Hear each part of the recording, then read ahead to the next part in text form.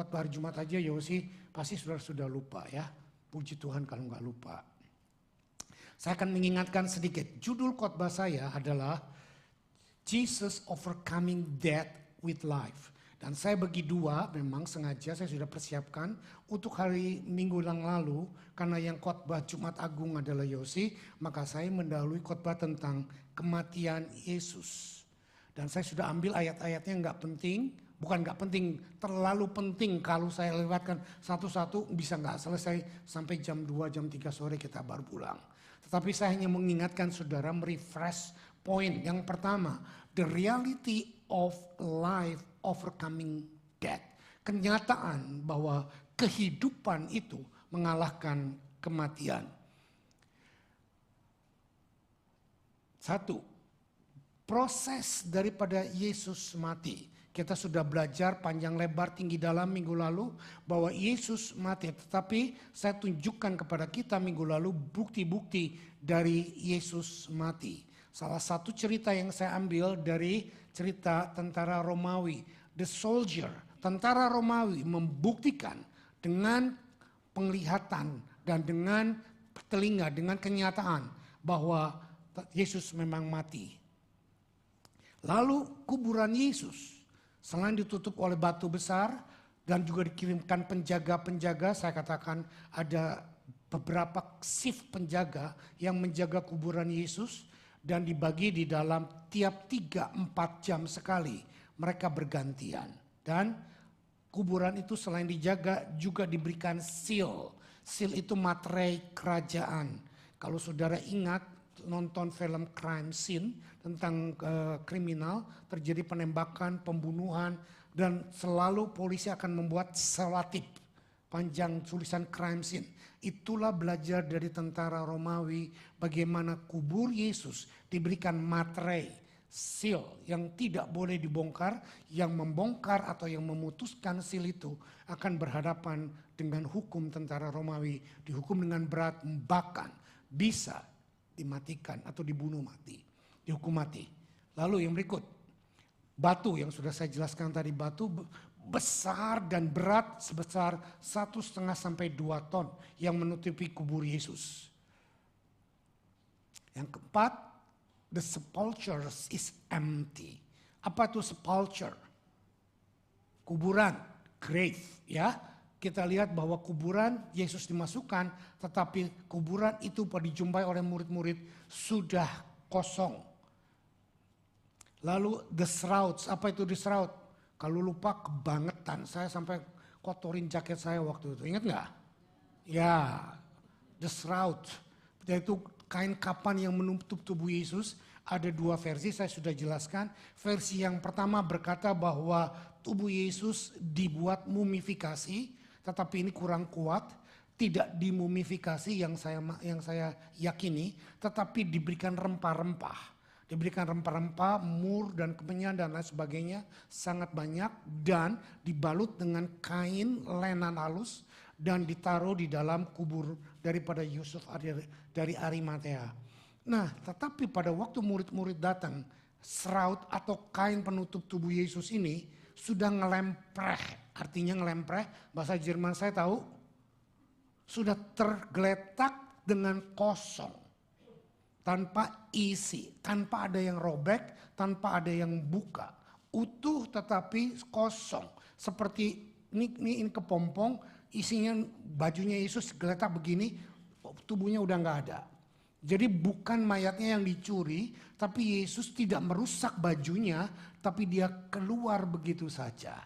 Dan saya masih ingatkan saudara, saya pernah khotbah juga bahwa kain penutup kepala Yesus, budaya orang Yahudi adalah mengkafani Yesus sampai ke dada, sampai ke leher, bagian kepalanya dibungkus dengan kain yang terpisah, yaitu kain penutup kepala. Nah, waktu Yesus bangkit, kain kafan penutup tubuhnya ngelempreh di situ, kain penutup kepalanya ada terpisah dengan terlipat rapi. Masih ingat penjelasan saya? Apa?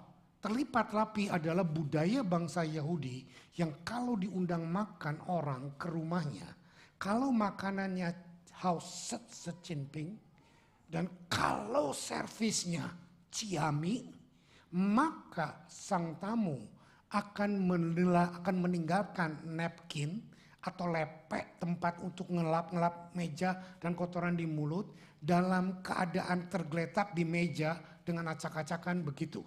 Itu budaya orang Yahudi yang berkata, makananmu hauce secimping, servismu anciang, maka aku kalau kamu undang lagi aku akan balik. Itu budaya yang berkata demikian. Tetapi yang kita jumpai di Alkitab berkata bahwa kain kepala penutup Yesus rapi terlipat rapi di sebuah pojok. Nah kalau tamu itu diservis makanannya puhauce, tahu puhauce? Beca, tahu beca? Moset, tahu moset? Gak enak. Terus servisnya gak karuan. Maka sang tamu akan pergi dengan melipat napkinnya, sapu tangannya, lalu ditaruh di atas meja dengan terlipat rapi. Ini bukti. Sang tamu berkata, kamu undang lagi, walaupun ada wagyu yang mendatangkan wahyu, aku tidak akan datang. Kenapa? Karena makananmu tidak enak, servismu betul-betul nggak karuan. Jadi dari budaya ini kita bisa belajar bahwa Yesus mau berkata kepada orang Yahudi, kepada Romawi, kepada kita bahwa aku tidak akan pernah balik lagi ke kuburan ini. Are you with me? Aku tidak akan pernah lagi datang dan mau masuk ke kuburan ini. Once is enough, sekali cukup. Inilah yang terpancar dari bukti kematian Kristus. Lalu yang berikutnya, the scars, luka di dalam tubuh Yesus. Ada orang bertanya kepada saya, Pak, apakah nanti di dalam tubuh kebangkitan, dalam tubuh kemuliaan, luka operasi kita masih ada? Saya bilang nggak ada. Lalu kenapa tubuh Yesus masih ada? Sengaja Yesus mempertahankan supaya semua orang mengenal Yesus yang mati, Yesus yang ditusuk oleh paku, Yesus yang ditusuk lambungnya adalah Yesus yang sama yang bangkit dari kematian. Dia sengaja menyisakan atau membuat luka di dalam tubuhnya bisa dilihat oleh orang lain. Namanya kan manusia, boceng li. Kalau nggak lihat dengan sendirinya nggak akan percaya. Persis Thomas. Jadi banyak orang akan melihat luka di dalam tubuh Yesus adalah bukti bahwa Yesus yang sama. Dan sampai ke poin itu, minggu lalu saya sudah mengkhotbahkan tentang luka Yesus. Dan Thomas tidak percaya karena memang dia tidak ketemu pada waktu Yesus pertama kali menunjukkan dirinya kepada kelompok murid-muridnya. Kenapa? Karena Yesus suka on off datang persekutuan. Coba senggol kiri kanannya. Makanya jangan suka on off ke gereja. Ya, kalau saudara on off ke persekutuan, Yesus menunjukkan bukti kebangkitan, Thomas nggak melihat. Karena dia nggak melihat, nggak percaya. Dan dia ngomong komentar yang jelek. Sampai kapanpun aku nggak akan percaya sebelum aku menusukkan jariku ke dalam luka di tangan dan di kaki dan di lambung Yesus. Nah saya tanya minggu lalu, saudara jawab dengan benar. Yesus ada apa tidak? Saudara jawab ada. Tetapi saya lupa bertanya yang kedua. Saudara melihat, murid-murid melihat Yesus apa tidak? Tidak. Nah bukan berarti kalau saudara tidak melihat Yesus sekarang, Yesus tidak ada. Yesus ada, Yesus mendengar omonganmu yang beriman, omonganmu yang jelek, omonganmu yang gak karuan. Yesus dengar. Dan Yesus tahu, makanya pada waktu kesempatan berikutnya, Yesus datang menunjukkan dirinya kepada Thomas khusus. Ada banyak pendeta berkata, orang yang tidak beriman atau kurang imannya tidak akan mendapat apa-apa. Tetapi saya justru mau berkata, walaupun imanmu ragu-ragu, imanmu kurang, anugerah Yesus akan menghampiri engkau. Ini bukti bahwa Thomas yang on off, yang malas datang ke gereja, Thomas yang gak percaya. Tetapi Tuhan khusus datang kepada Thomas. Thomas, lihat tanganku, lihat kakiku. Masukkan jarimu kemari. Jadi saya mau berkata, Yesus yang diajarkan oleh banyak orang belum tentu Yesus yang sama. Tapi Yesus yang kita ajarkan di sini, Yesus yang menurut Alkitab mendatangi orang yang kurang beriman. Mendatangi orang yang on off datang ke persekutuan. Tetapi dia tetap mengasihinya. Dan dia bekerja sesuai dengan standar keimananmu. Ada banyak orang bilang kalau mau butuh mujizat. Kalau engkau mau mendapatkan mujizat, imanmu harus besar. Saya berkata tidak.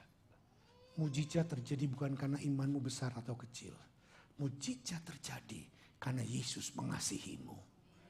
Dan dia sudah mati buat orang yang belum percaya sekalipun. Amin.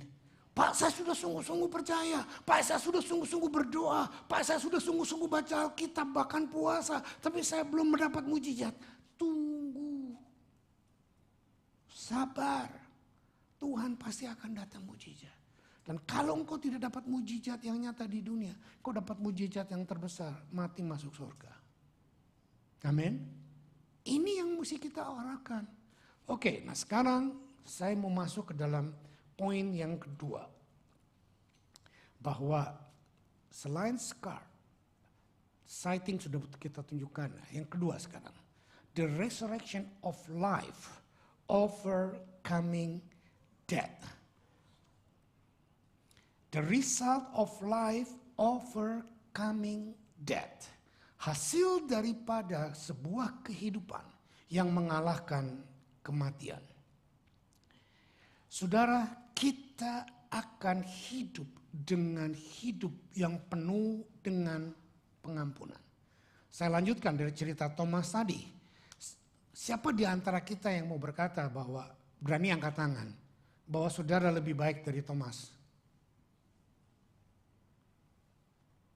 Nah, kalau nggak ada, makanya jangan sok rohani gitu loh ya. Jangan sok hebat, dia mah pantas nggak dapat mujizat. Ya memang dia jarang ke gereja, dia mah begitu karena nggak ngasih perpuluhan. Please don't judge people. Kita nggak lebih baik dari orang lain. Dan saya sebagai gembalamu, saya nggak lebih baik, nggak lebih rohani dari saudara. Yang membedakan saya dengan saudara cuma satu, anugerahnya beda. Lupa anugerah Tuhan sama? Beda. Tiap orang punya anugerah yang berbeda. Setiap rencana Tuhan, setiap panggilan Tuhan dalam diri manusia punya anugerah yang sesuai dengan panggilan dan rencana Tuhan. Nangkap ini? Nah, saudara diberikan kehidupan yang standar oleh Tuhan. Nomor satu, pada waktu saudara beriman kepada Tuhan dan mengaku Yesus Tuhan, Tuhan menjanjikan sesuatu kehidupan yang luar biasa. You can live a forgiven life. Saudara bisa menghidupi hidup ini yang nyata sekarang dengan kuasa pengampunan dari Tuhan Yesus Kristus. Ulangan 23 ayat 5 berkata, tetapi Tuhan Allahmu tidak mau mendengarkan Bileam dan Tuhan Allahmu telah mengubah kutuk menjadi berkat bagimu karena Tuhan Allahmu mengasihi engkau. Saudara, saya banyak mendengar dan banyak ditanyakan oleh orang, Pak, saya sering sekali dimaki orang. Saya suka dimarahin, bahkan orang tua saya maki dan kutuk saya. Terkutuk, lo kamu jadi anak begini-begini. Maki-makian kata-kata kebun binatang keluar. Jadi anak itu atau orang itu takut bahwa kok saya dikutuki, hidup saya terkutuk enggak Pak? Saya mau ngomong satu hal buat saudara. Waktu saudara ada di dalam Tuhan. Waktu saudara bertobat sungguh-sungguh mengakui Yesus Tuhan.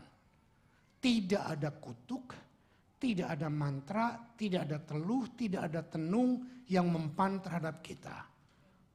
Orang tuamu, papamu, mamamu, kokokmu, nenekmu, atau siapapun bisa maki Anda dengan kata-kata yang sangat tidak enak untuk didengar. Lalu Anda tertekan, kamu yang salah. Di dalam Tuhan, there is no condemnation. Bahkan Bileam, ini diambil daripada ayat Bileam dalam Ulangan 23. Bileam seorang nabi yang sangat-sangat hebat dipakai Tuhan. Dan dia, tapi kehebatannya dia juga mata duitan. Silo dengan berkat, silo dengan keuangan. Lalu dia dipanggil oleh seorang raja, raja musuh Israel. Dan musuh Israel ini mau menghancurkan bangsa Israel. Dan Nabi Bileam ini dipanggil untuk mengutuki bangsa Israel dengan dibayar sangat banyak. Dan mau aja ini nabi, dan saudara lihat, bukan berarti seorang pemimpin, seorang hamba Tuhan akan selalu benar. Ya, dia salah, dia mengutuki bangsa Israel. Tetapi pada waktu dia mau mengutuki, yang keluar dari mulutnya bukan kutuk. Yang keluar dari mulutnya berkat.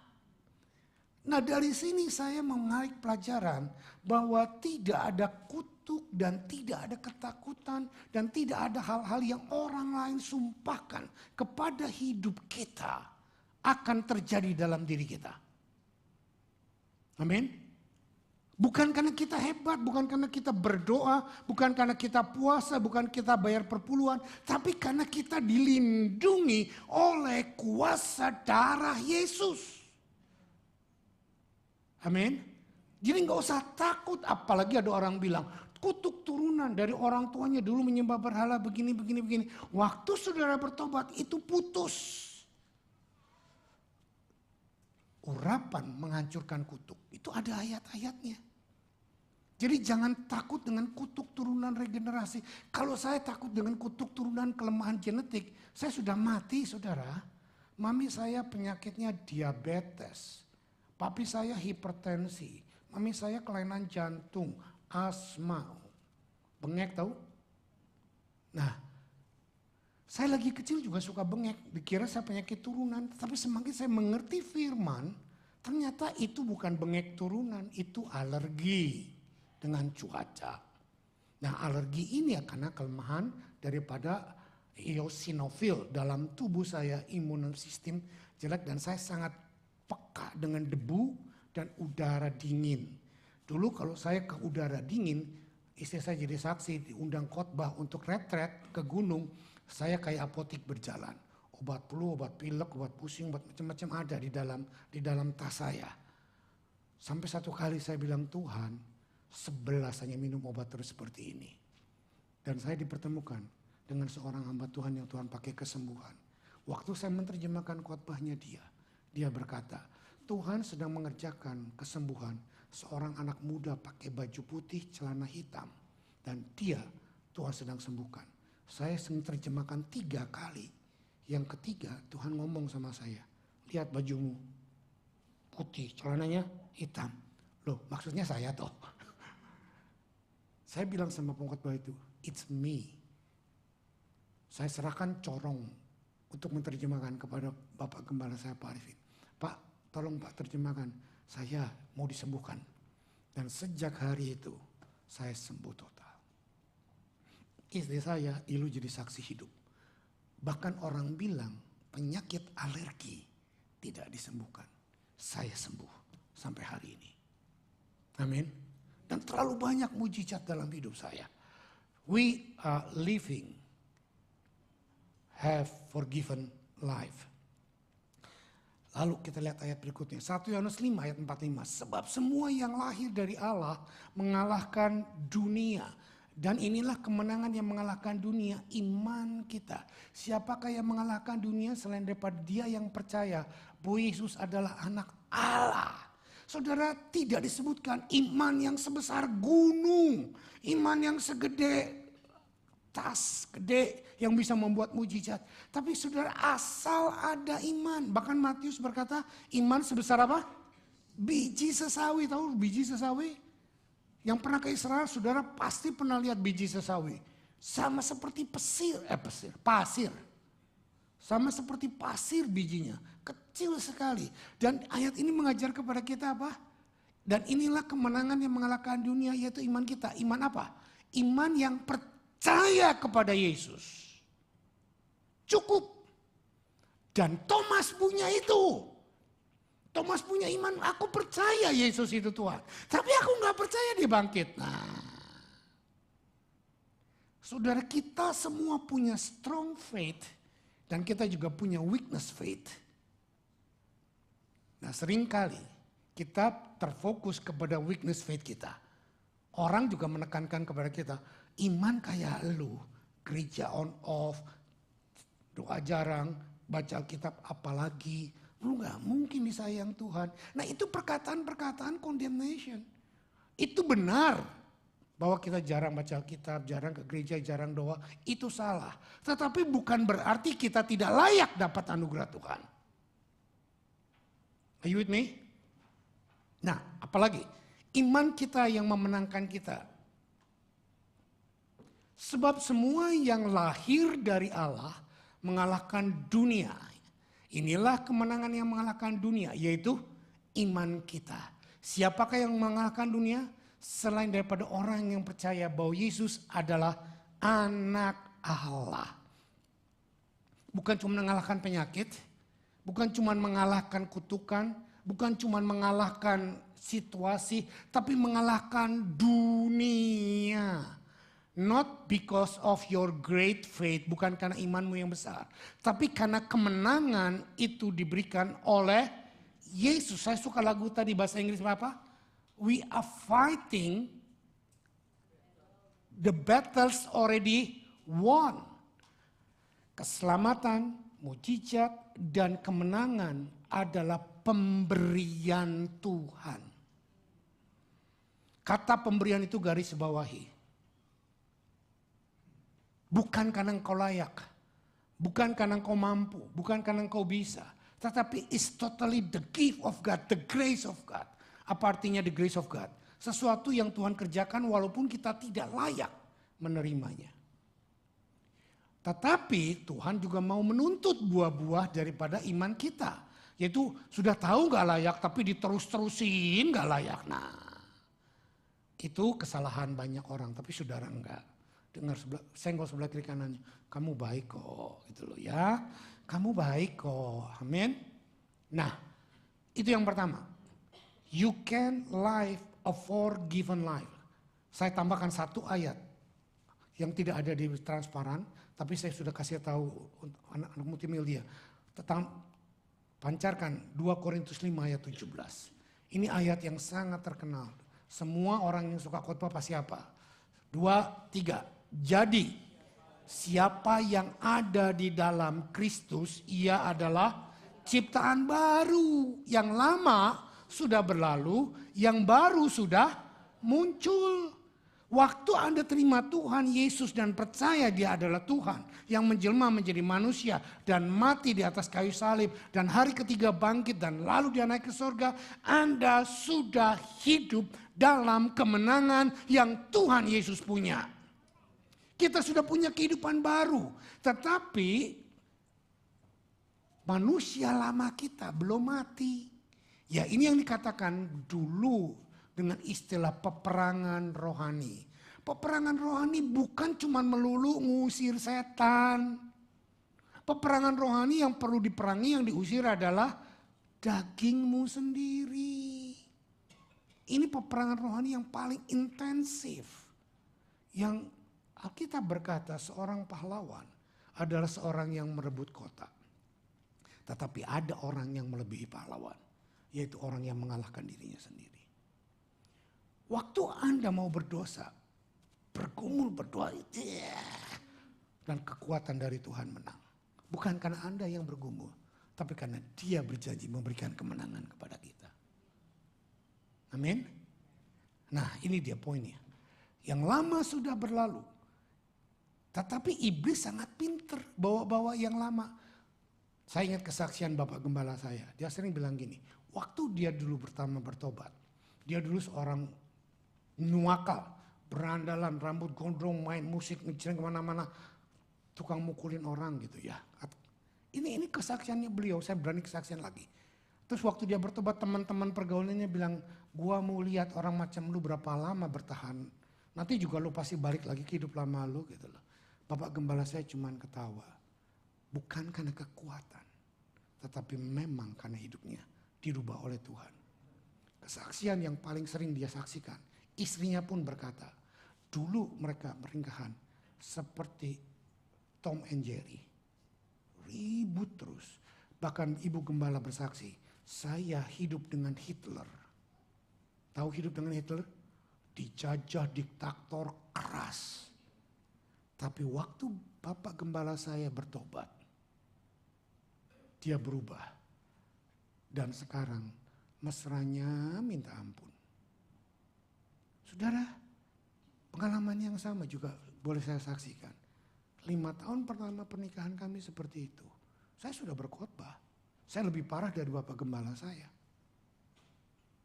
Saya kasar, saya keras. Tapi waktu Tuhan terus menerus mengubah saya. Beberapa hari yang lalu saya tanya kepada orang yang salah satu dekat dengan saya. Saya sebut saja namanya Ilu. Kalau saudara melihat saya di atas mimbar, keren. Tadi dia bilang, jaketnya keren om. Dikasih anak, hadiah ulang tahun lalu. Terus ada yang bilang, wah keren om sepatunya, keren om bajunya. Ada yang bilang, bagus om khotbahnya. Semua yang baik-baik, tapi saudara nggak pernah lihat kejelekan saya. Orang yang paling lihat kejelekan saya, istri saya, anak-anak saya, dan Ilu. Dan Ilu, saya tanya beberapa hari yang lalu, apa yang kamu lihat dari hidupku? Dia bilang, Pak, totally berubah. Saya rasanya mau terbang. Bangga dipuji oleh orang yang hidupnya setiap hari melihat kelemahan saya. Dia bilang, Bapak jauh berubah. Bapak sekarang lebih humble, lebih bisa terima omongan orang. Bapak sekarang lebih rohani. Kalau dulu rohana. Saudara, kalau mau lihat kehidupan orang, jangan lihat kehidupan di atas mimbar, tapi lihat kehidupan sehari-hari. Kehidupan sehari-hari kita adalah gambaran, cerminan kehidupan yang benar dari hidup kita. Nah, jadi siapa yang ada di dalam Kristus adalah ciptaan baru. Di depan orang kita bisa berupa malaikat, tetapi di belakang orang kita bisa menjadi malaikat kegelapan. Nah, saya percaya itu tidak terjadi. So we can have forgiven life. Jangan mau dibayang-bayangi oleh kehidupan masa lalu. Yang kedua sekarang. Will, ganti Will.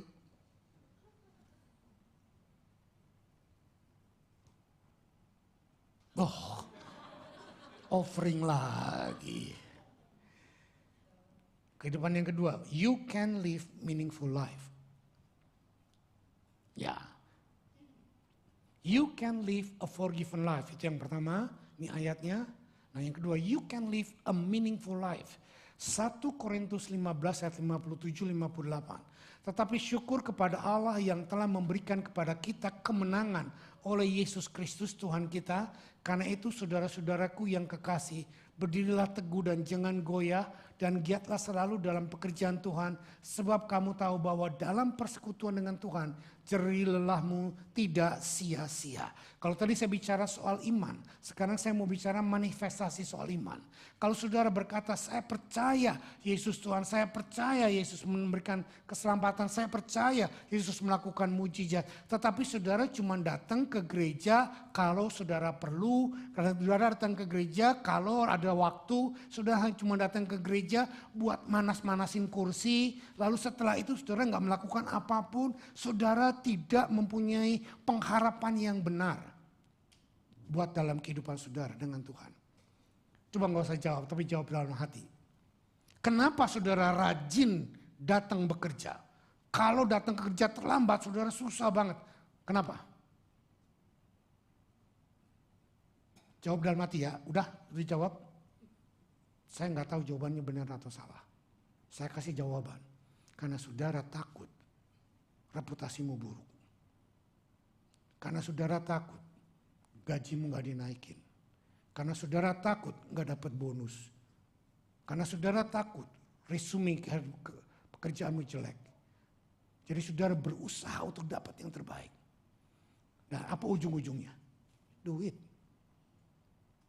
Tetapi kenapa kalau datang ke gereja nyantai-nyantai?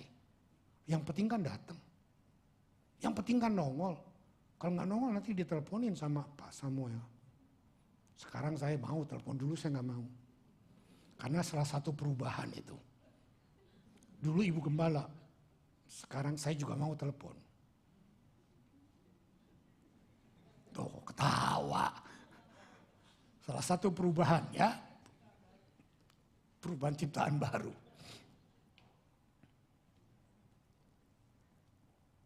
Kalau saudara sungguh-sungguh punya iman yang hidup, saudara pasti akan bertanya, apa yang harus aku perbuat untuk supaya hidupku menyenangkan Tuhan? Enggak cuma datang, enggak cuma setor muka, enggak cuma dapat minta berkat dan lain sebagainya, tetapi di sini dikatakan tapi syukur kepada Allah yang telah memberikan kepada kita kemenangan oleh Yesus Kristus Tuhan kita. Karena itu saudara-saudaraku yang kekasih, berdirilah teguh, jangan goyah dan giatlah selalu dalam senggol kiri kanannya. Udah bekerja belum? Iya aku kerja rajin, tapi kerja buat Tuhan apa? Kan yang penting datang ke gereja om. Nah bukan itu yang penting. Tetapi what can you do for God? Amin. Saudara akan mempunyai hidup yang berarti. Salah satu contoh. Waktu kita ada dalam problem, kelemahan, dalam lembah-lembah, masalah banyak. Banyak kita sering berkata, Pak, Om, saya lagi problem. Saya istirahat dulu pelayanan. You totally wrong. Tuhan tidak menunggu Anda menang dulu baru Anda boleh pelayanan. Justru kemenangan yang paling besar, iman yang paling positif. Anda tetap melayani walaupun Anda belum menang. Ini yang paling penting. Kita sering tunggu. Wah nanti kalau udah menang, kalau saya sudah lepas dari masalah, baru saya pelayanan. You totally wrong. Lalu bagaimana kalau Tuhan gak izinkan Anda mengalami kemenangan? Ya gak pelayanan. Nah. Saya mau ngomong, saudara, tidak semua pergumulan hidupmu akan dilepaskan oleh Tuhan. Tidak semua. Ada yang berjanji semua, saya bilang no, baca Alkitab. Tidak semua, ada yang Tuhan izinkan. Paulus saja mengalami duri dalam dagingnya. Ya, bukti daripada hidup kita punya hidup yang berarti. Semakin saudara melayani Tuhan dengan melayani orang lain. Dengar, waktu kita melayani, kita membagi apa yang Tuhan taruh dalam diri kita kepada orang lain. Saudara tidak akan pernah berkurang. Justru akan bertambah, akan bertambah, akan bertambah. Siap, pada waktu saudara melayani, saudara akan disakiti. Jangan berpikir saudara melayani nanti bakal dikasih duit, kasih berkat. Belum, itu ada. Tapi yang lebih banyak adalah waktu engkau melayani. Kau akan lebih banyak beban. Kau akan lebih banyak persoalan yang kau hadapi. Kau akan menanggung masalah orang yang kau layani. Tapi itulah berkat di dalam Tuhan. Amin.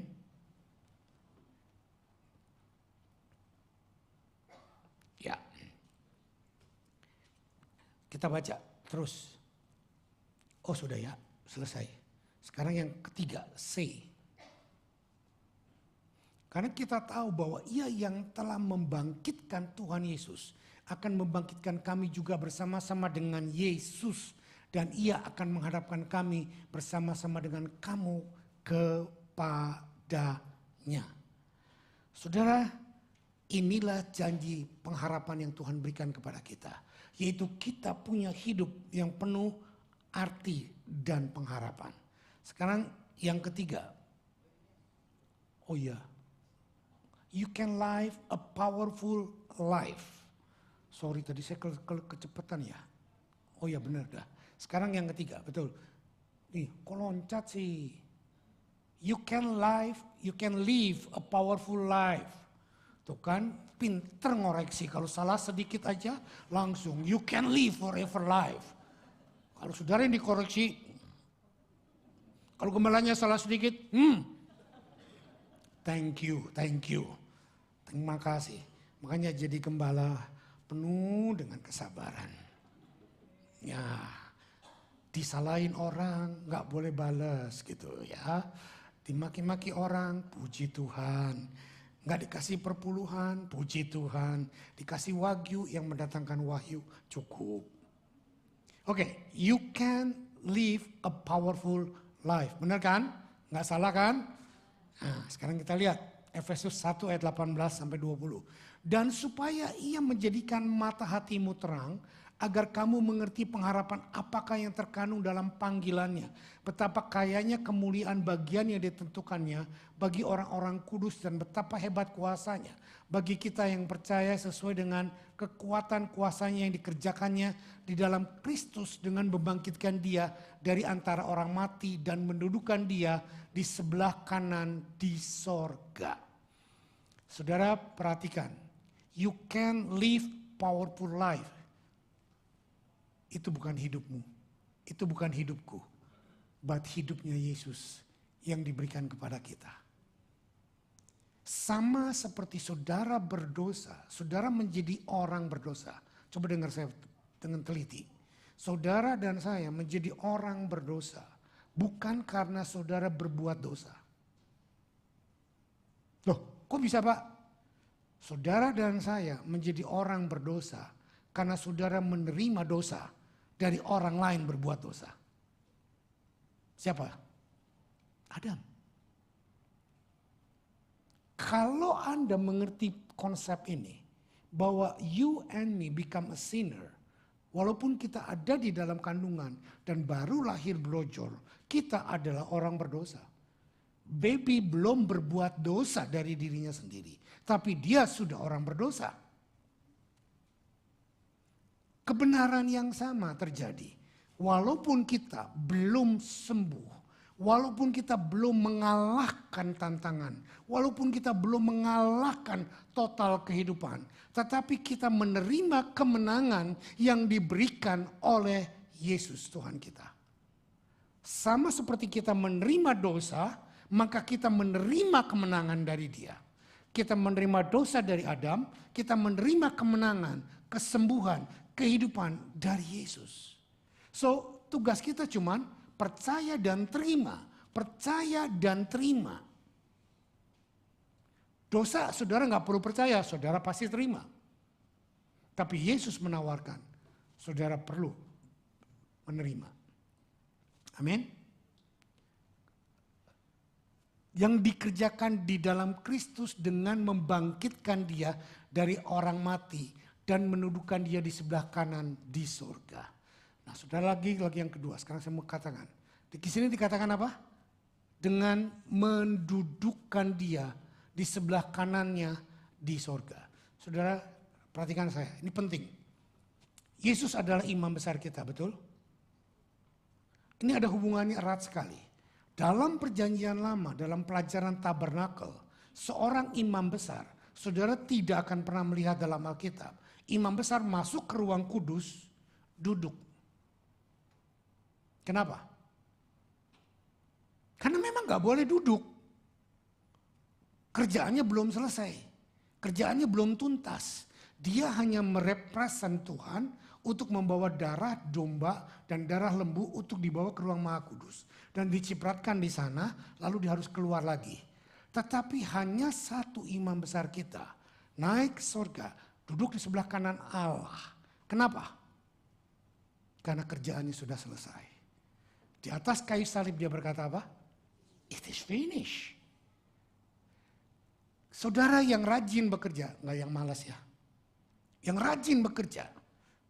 Saudara bisa duduk santai kalau kerjaanmu minum kopi dulu. Kalau kerjaanmu sudah selesai. Tapi kalau pekerjaanmu belum selesai, saudara duduk gak bisa nyantai, gak bisa duduk. Walaupun capek, walaupun kaki pegel, tapi terus saudara harus kerjakan. Kenapa? Karena tugasmu belum selesai. Ini kelihatannya bahasanya sederhana. Jesus duduk di sebelah kanan Allah. Karena semua pekerjaannya, it is finished on the cross. Jadi dia duduk di sebelah kanan Allah. Dan dia memberikan kemenangannya kepada kita semua. Terima. Dan dia duduk. Nanti kita akan lihat di beberapa ayat nanti belakangan. Bahwa kita pun dia minta duduk bersama dengan dia. 2 Korintus 4 ayat 14. Karena kami tahu bahwa ia yang telah membangkitkan Tuhan Yesus akan membangkitkan kami juga bersama-sama dengan Yesus. Dan ia akan menghadapkan kami bersama-sama dengan kamu kepada, bukan menghadapkan kita kepada masalah kita. Karena masalah kita sudah dia selesaikan.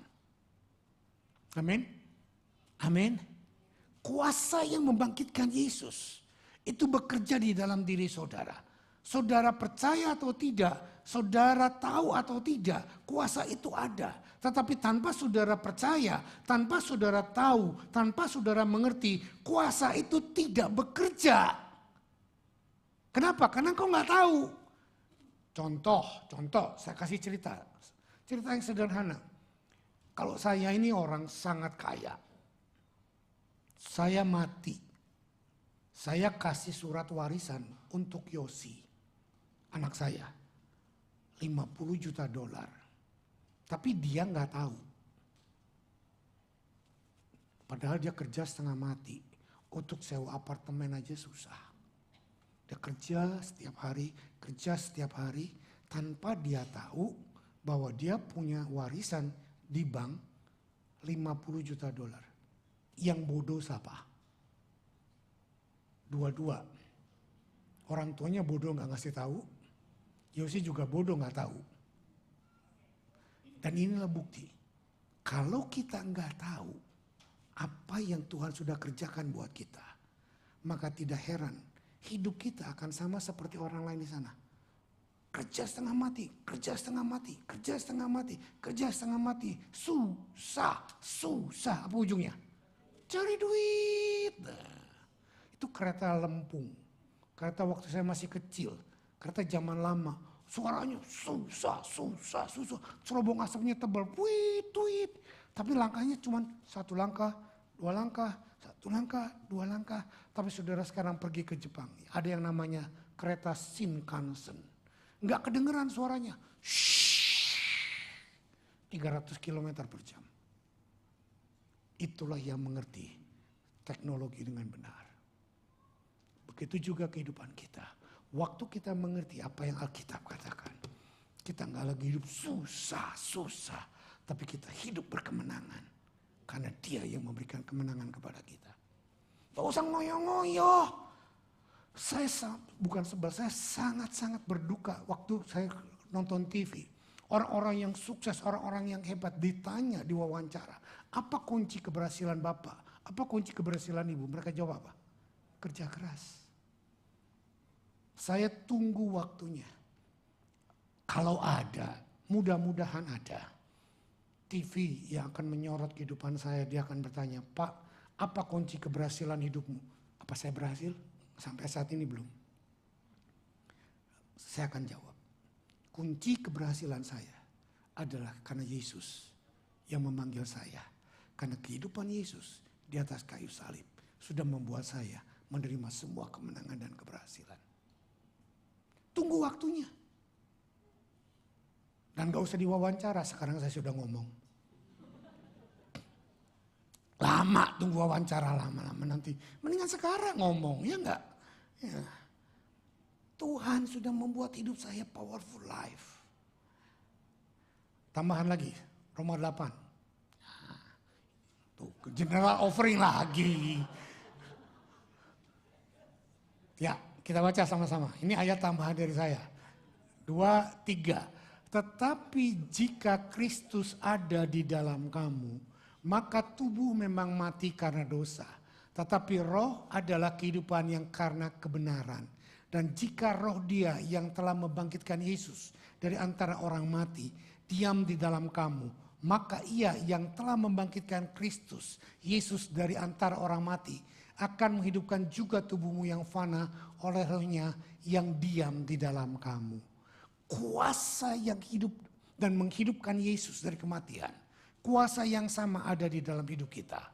Jadi waktu saudara berkata, saudara difitnah orang, saudara dijelekin orang, saudara dikata-katain orang, saudara jelek sekali hidupmu, lalu saudara sakit hati, benci, dendam, saudara belum hidup di dalam kemenangan kebangkitan Yesus.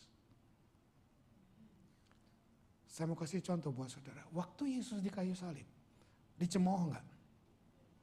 Diludahi, katanya engkau yang bisa membangkitkan orang mati, sekarang bangkitkan tubuhmu. Katanya engkau raja, katanya engkau hebat, buktikan. Yesus kalau mau dia bilang, dengan sangat gampang dia buktikan. Tapi dia gak mau.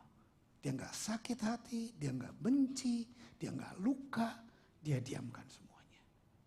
Kuasa yang ada di dalam Yesus akan bekerja di dalam diri kita. Sedang bekerja di dalam diri kita. Next. Offering lagi. Terus-terusan offering. Ya. Slide-nya. Ya. Oke, sekarang kita lihat. Next. Yang keempat. You will have never ending life. Nah, engkau akan memiliki hidup yang tidak ada akhirnya. Atau kehidupan yang kekal. 1 Korintus 15 ayat 19-20. Jikalau kita hanya hidup ini saja menaruh pengharapan pada Kristus, maka kita adalah orang-orang yang paling malang. Siapa orang malang?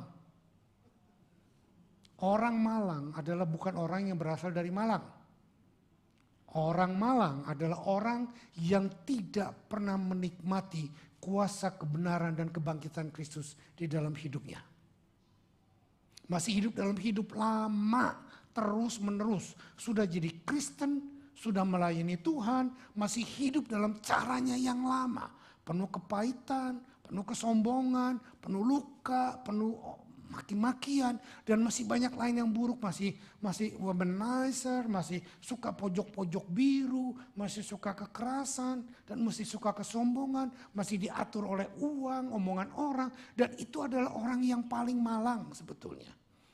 Saudara sudah mengerti kebenaran, saudara sudah mengerti kekudusan, tetapi engkau tidak menikmati kuasa kebenaran dan kekudusan Tuhan. Karena engkau masih mengutamakan hidup di dalam kuasa dosa. Orang-orang yang paling malang dari segala manusia, tetapi yang benar ialah bahwa Kristus telah dibangkitkan dari antara mati sebagai yang sulung dari orang-orang yang telah meninggal. Kalau sulung berarti ada ya nggak harus bungsu dong. Ada anak yang kedua, ketiga kan. Mau loncatnya jauh amat dari yang sulung langsung bungsu. Yang kedua, ketiga dikemanain? Pak, KB cuma 2. Oh, sulung dan bungsu. Saudara perhatikan. Kalau anak cuma 1, nggak disebut sulung. Sebut apa? Tunggal. Bahasa Inggris berkata apa? Nigel. Tunggal. Jadi Alkitab tidak pernah salah kata, salah cetak. Bahwa Yesus adalah yang sulung. Kebangkitan, kemenangan, Yesus yang sulung yang pertama. Saya yang ke-1000 sekian kalinya. Karena di atas saya masih ada 2000 yang tahun yang lalu. Masih ada jutaan orang yang lain. Saya mungkin jutaan kesekian orang yang menerima kuasa kebangkitan Kristus. Nah, saudara boleh masukkan namamu di sana. Dia adalah yang sulung. Kita yang berikutnya. Oke. Yohanes 11 ayat 25-26. Jawab Yesus, akulah kebangkitan dan hidup. Barang siapa percaya kepadaku, ia akan hidup walaupun ia sudah mati. Dan setiap orang yang hidup dan yang percaya kepadaku tidak akan mati selama-lamanya. Percaya engkau akan hal ini? Kok gak jawab? Percayakah engkau akan hal ini? Saudara dengar, semua orang akan hidup kekal. Bingung, masa iya om? Lalu bagaimana dengan orang yang gak percaya? Mereka juga akan hidup kekal. Loh kok bisa? Iya, lihat saya. Semua manusia akan hidup kekal. Tetapi kita yang percaya kepada Tuhan, hidup kekal di surga bersama Tuhan. Yang tidak percaya Tuhan, hidup kekal di neraka bersama setan. Nangkep nggak? Banyak kali kita cuma diajar bahwa cuma anak Tuhan yang hidup kekal, yang lain gak hidup kekal. Dengar baik-baik. Roh tidak akan bisa mati. Karena itu ciptaannya Tuhan. Dan Tuhan mendesain roh kita untuk hidup yang kekal. Kematian fisik hanya membuat kita terpisah dari tubuh dan roh. Rohnya kembali kepada Tuhan dan tubuhnya kembali kepada tanah. Tetapi nanti satu kali dengar, kebangkitan yang dikatakan kebangkitan bukan rohnya dibangkitkan. Tapi kita akan mempunyai tubuh kebangkitan. Saudara sekarang mengerti kenapa pentingnya ada rapture. Karena kita akan ada di sorga dengan tubuh kebangkitan. Saya nggak gendut, saya nanti akan langsing, keren. Bukan keratulen. Keren. Sekarang aja udah keren, apalagi nanti. Saya sangat percaya, Alkitab berkata, seperti Tuhan Yesus umur 30 tahun, 33 tahun. Maka itulah nanti puncak daripada kehidupan kita. Amsal pun berkata, jalan hidup orang benar akan seperti matahari sampai pada rembang tengah hari. Anak Tuhan hidupnya tidak akan down, tidak akan mengalami sunset. Mereka sunrise sampai top level. Dan nanti kalau saya ketemu saudara, saudara jangan bilang, aduh pangling om tambah keren. Tapi walaupun saudara pangling sama saya juga pangling sama saudara. Saudara akan tahu itu Pak Samuel. Kenapa? Rohnya. Roh kita akan saling bertemu. Waktu saya masuk ke sorga nanti, saya ketemu dengan Abraham. Gak usah Pak Abraham kenalin saya Abraham. Enggak. Kenapa? Rohnya kita akan tahu. Ini Pak Abraham toh. Dulu saya mau nanya sama Pak Abraham, tapi sekarang gak jadi. Tahu kan pertanyaan saya sama Pak Abraham apa? Pak Abraham, kenapa kamu doyan daun muda? Sampai melahirkan Ismail sekarang jadi ribut seluruh dunia. Pak Abraham akan tersenyum dan berjawab saya. Samuel, kamu jatuh dalam dosa berapa kali? Waduh, gak terhitung Pak Abraham. Saya cuma beberapa kali. Langsung saya akan diem. Saudara lihat, ketemu Adam sama. Ketemu, wah ini Adam luar biasa. Dan saya dulu mau bertanya juga sama Adam. Saya bilang, Pak Adam, kenapa kamu dengar omongan istrimu? Sampai akhirnya kamu makan buah pengetahuan baik dan jahat. Dan sampai sekarang semua manusia jatuh dalam dosa gara-gara kamu dengar omongan istrimu. Terus Adam akan menjawab saya begini. Sam, kamu memang gak pernah dengar omongan istrimu ya. Ibu-ibu seneng banget ya. Kamu gak pernah dengerin omongan istrimu ya. Jadi kamu gak pernah jatuh dalam dosa. Saya akan diem, saya akan bilang, enggak juga. Dengar omongan istri, enggak dengar omongan istri, tetap jatuh dalam dosa. Amin. Jadi kalau gitu gimana? Dengar omongan Tuhan. Simple, benar enggak? Next. Efesus 2 ayat 4-7 berkata demikian. Dan supaya, tetapi, saya sudah lewat.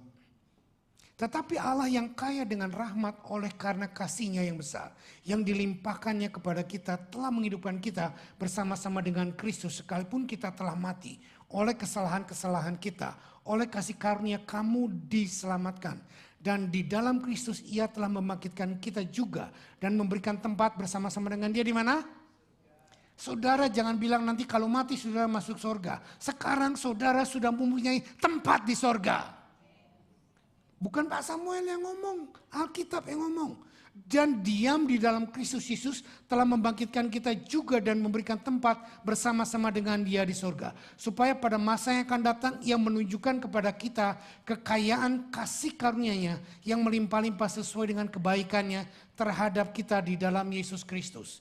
Saudara, dalam bahasa Indonesia dikatakan kita mempunyai tempat di sorga. Terjemahan ini kurang tepat.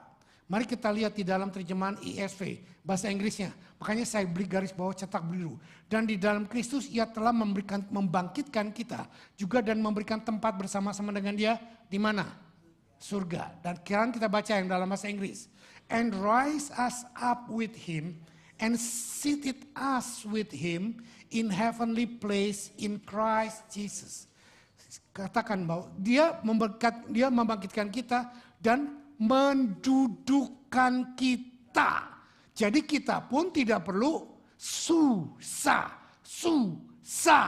Kita sudah dibangkitkan dan disiapkan tempat duduk oleh Yesus di mana? Bukan di sorga, tapi di mana? Heavenly places. Sorga cuma satu, nggak ada places. Heaven. Tapi kalau dikatakan heavenly places, itu berarti suasana sorga. Apa itu suasana sorga? Adalah waktu kita hubungan intim dengan dia, melakukan kehendak dia, hidup di dalam iman kepada dia, maka heavenly places ada bersama dengan kita. Heavenly places tidak tergantung waktu engkau sembuh dari sakit. Waktu engkau dapat bonus, waktu engkau dapat pekerjaan baru, waktu engkau dapat istri baru. Waktu engkau baru nikah maksud saya, bukan istri baru ya, istri baru juga ya. Nah, bukan hal-hal yang menyenangkan engkau saja bahwa engkau ada di heavenly places. Tapi heavenly places adalah meskipun surround kita masih penuh dengan kejahatan, masih penuh dengan kriminal, masih penuh dengan penyakit, tetapi kita tidak terpengaruh olehnya. Are you with me? This is the place that God already prepared for us. We are sit with Him. Bukan kita struggle untuk masuk surga, bukan. Tetapi kita sit with Him. Kalau tadi dia sit with God, with the Father, sekarang we sit with Him. Nangkap nggak? Ini penting. Kuasa kebangkitan membuat kita bisa duduk bersama dengan dia di heavenly places. Bukan menjadi orang yang cuek, bukan menjadi orang yang nggak tolerin, nggak care. Jadi kita cuma mau enggak. Tetapi betul-betul kita sit in heavenly places, regardless surround kita dalam keadaan apa. Waktu saya sudah habis. Ilu tadi bilang, Pak jangan sampai nggak habis khotbahnya. Ya, terusin aja kalau gitu. Ya, we are raised with Jesus. Artinya we have got our salvation. We are seated with Jesus. Everything were done by Jesus. So we can sit together with Jesus. Itu bukti anugerah kuasa kebangkitan yang luar biasa. Karena Yesus duduk bersama dengan Bapa, dia mau kita pun duduk bersama dengan dia. Kita bisa duduk walaupun pekerjaannya belum selesai. Karena Tuhan sedang menyelesaikannya bagi kita. Amin. Sit everything already finished. Saya sudah ulangi tadi di dalam pernyataan yang saya barusan. We have sorrow on earth, but we have hope in God.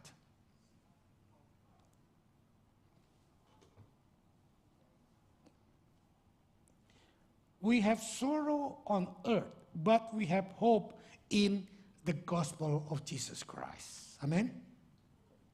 Amen. We have hope.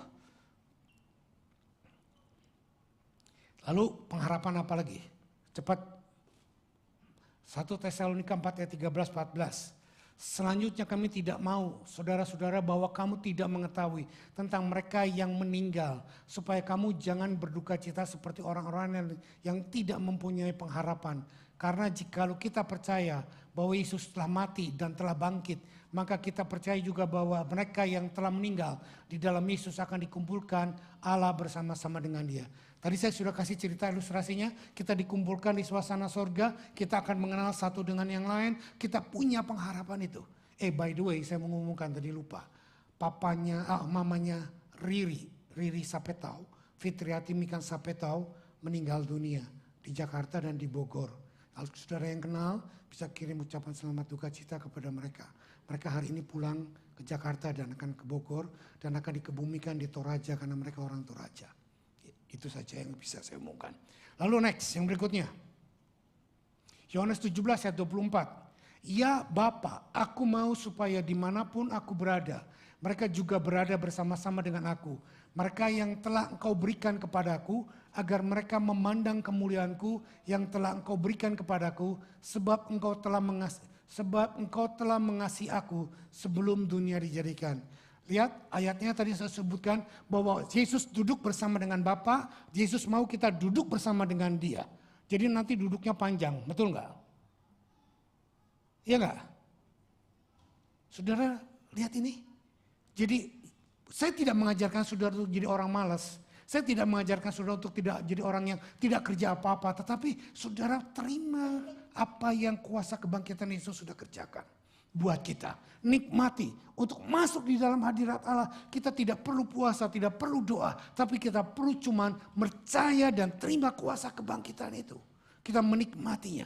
Kita boleh duduk bersama dengan Dia. Dan kita boleh menikmati damai sejahtera itu bersama dengan Dia. Next, selanjutnya.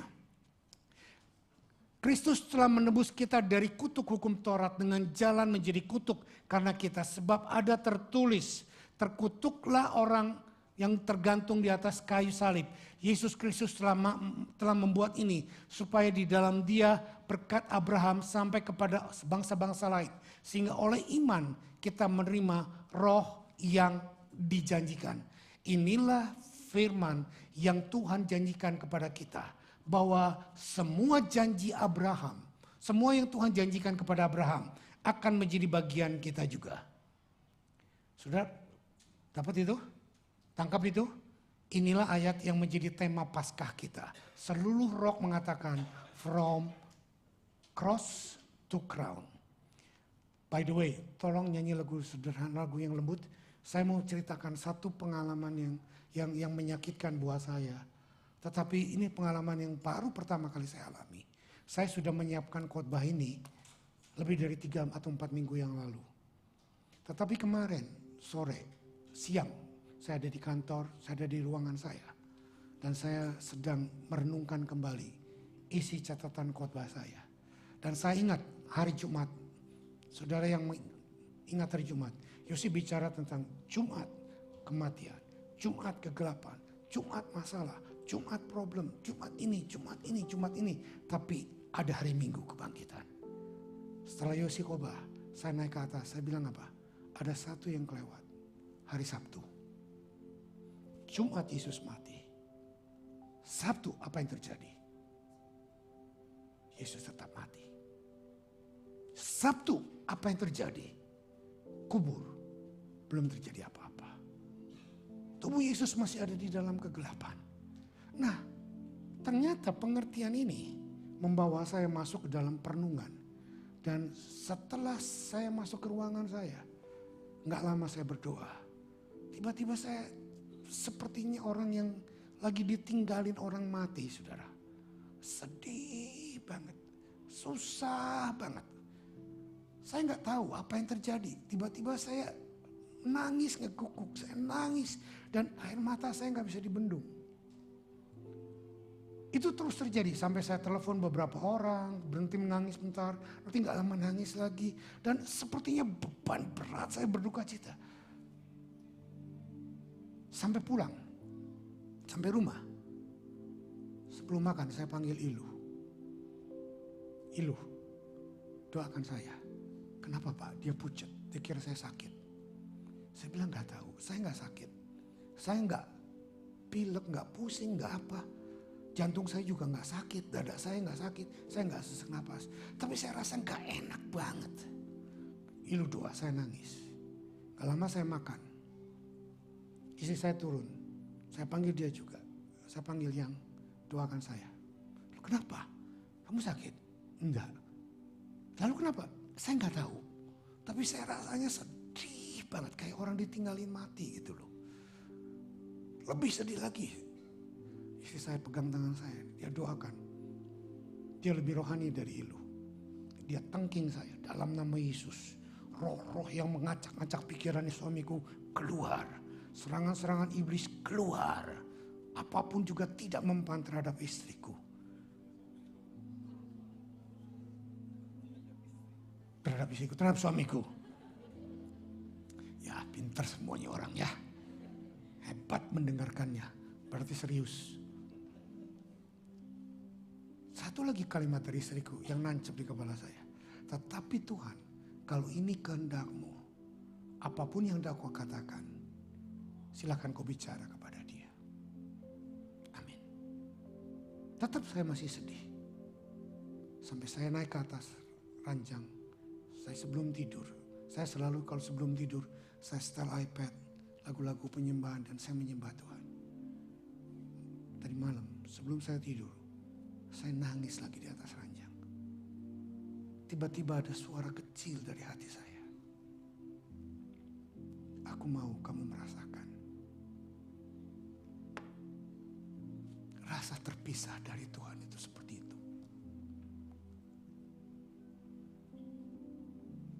Saya nangis. Saya bilang, Tuhan, aku tidak mau ini terjadi dalam hidupku.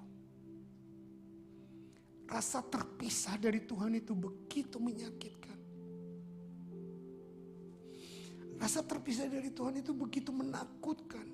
Begitu menyedihkan. Saya sampai sepertinya kerja apa susah. Saya nangis. Dan sebelum saya tidur, saya nggak tahu apa yang terjadi. Tapi waktu bangkit, bukan bangkit dari kematian, bangkit dari tidur tadi pagi. Saya cek lagi hati saya doa lagi, saya menyembah lagi. Itu hilang. Itu sudah tidak ada. Lalu saya tanya Roh Kudus, Tuhan, kenapa? Roh Kudus cuma baik dengan satu kalimat. Kamu yang bilang hari Sabtu Yesus belum berbuat mujizat. Bagaimana perasaan Yesus di dalam kubur? Dia begitu gelap, begitu ditinggalkan. Begitu tidak melihat apapun yang terjadi. Dan itulah perasaan. Itu hanya sebagian kecil dari perasaan Tuhan Yesus.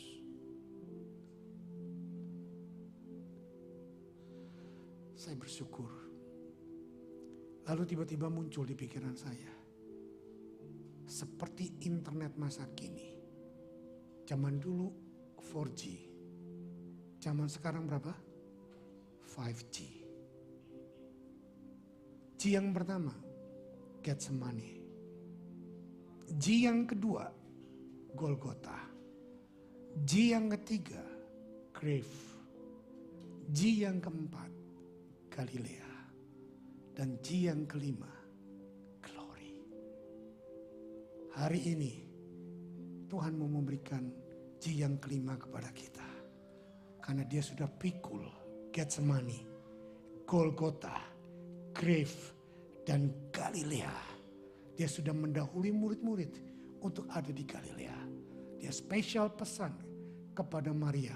Kasih tahu Petrus, aku menunggu mereka di Galilea.